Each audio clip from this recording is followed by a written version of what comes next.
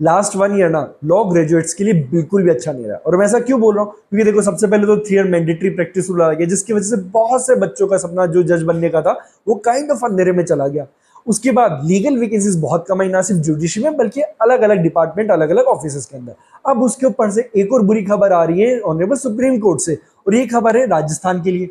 अब क्या हुआ था ना, 2024 में राजस्थान पब्लिक सर्विस कमीशन की आरपीएससी ने असिस्टेंट प्रोसिक्यूशन ऑफिसर के लिए वैकेंसी निकाली थी।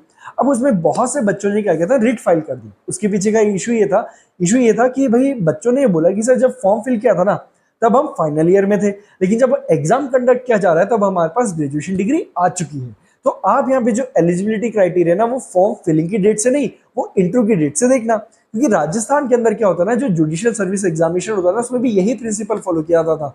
तो उससे क्या होता था, बहुत से बच्चे जो फाइनल ईयर में होते थे वो फॉर्म फिल करते थे, और जब तक उनके पास डिग्री आती थी तब तक वो इंटरव्यू की स्टेज पर पहुंच चुके होते थे। तो यहाँ पर यही लॉजिक लगाया गया, लेकिन आरपीएससी ने मना कर दिया कि नहीं, हम तो उसी दिन से आपकी एलिजिबिलिटी देखेंगे जिस दिन आपने फॉर्म फिल किया।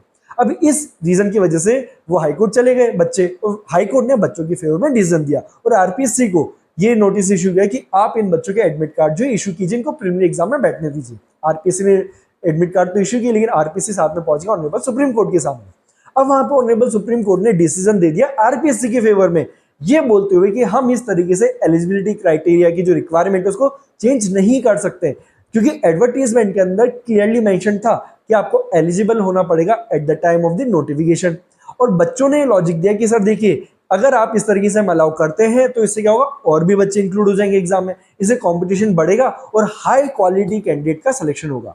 तो फिर इसमें सुप्रीम कोर्ट ने बोला देखिए, ये क्राइटेरिया हम यहाँ पे अलाउ नहीं कर सकते हैं, क्योंकि यहाँ पे एडवर्टीजमेंट बिल्कुल क्लियर था, वहां पे किसी भी तरीके की एम्बिग्यूटी नहीं है। और अगर हमने इस तरीके से एलिजिबिलिटी क्राइटेरिया की जो रिक्वायरमेंट है उसको चेंज किया तो क्या होगा, आरपीएससी के लिए अननेसेसरी प्रॉब्लम क्रिएट हो जाएगी। तो यहाँ पे इसलिए हम अलाउ नहीं कर सकते, उन्होंने जो डिसीजन है आरपीएससी के फेवर में दिया।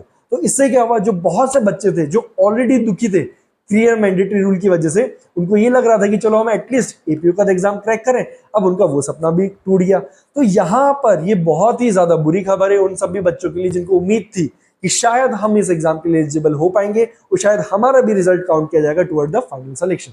आपका क्या ओपिनियन है जजमेंट को लेके, हमें कमेंट सेक्शन में जरूर बताइए।